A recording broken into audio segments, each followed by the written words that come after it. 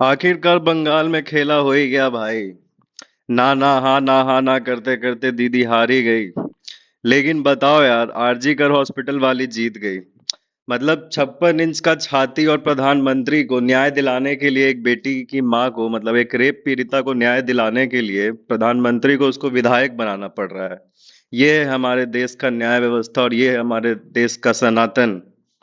क्या जो 10 साल में हम लोग और धार्मिक हुए हैं, अहिंसक हुए हैं, तो उसमें हम लोग ये सीखे कि अगर किसी का रेप होए तो उसकी बेटी की माँ को विधायक बनाओ, वो भी प्रधानमंत्री बगल में बैठ के। बिना बनाए नहीं जिता सकते थे। पटना नीट वाले को भी विधायक बनाएंगे, खगड़िया में जो रेप हुआ उसको भी विधायक बनाएंगे, मुजफ्फरपुर की बेटी का डेथ हो गया पीएमसीएच के बाहर, उसकी माँ को भी टिकट देंगे, तभी न्याय मिलेगा। तो ये सवाल कौन पूछेगा कि राजनीति और में इतना मत करो यार। जवाब चाहता है।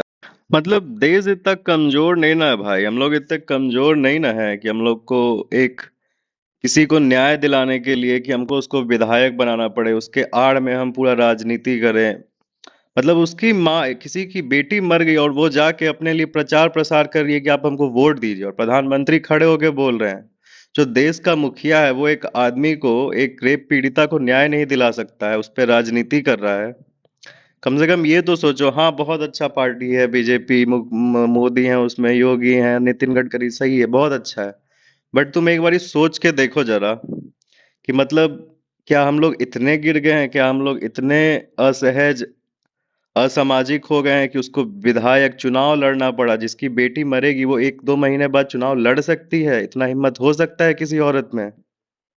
तुम खुद सोचो, किसी नेता को घुसने नहीं देना चाहिए इन सब केस में, और वो जाके पूरे नेता के साथ ही कर रही है। तो ये राजनीति नहीं है तो क्या है? बट इट्स स्टिल, वो तो चली गई बेचारी, बट उसके नाम पे राजनीति कर रही है बीजेपी, प्रधानमंत्री और उसकी माँ ही। तो फिर क्या कर सकते हैं? मतलब ठीक है, तुम देख लो, अगर ऐसे न्याय मिलता है तो ये भी अच्छा है। बट सोचने वाली बात है। मेरा देश बदल रहा है, आगे बढ़ रहा है।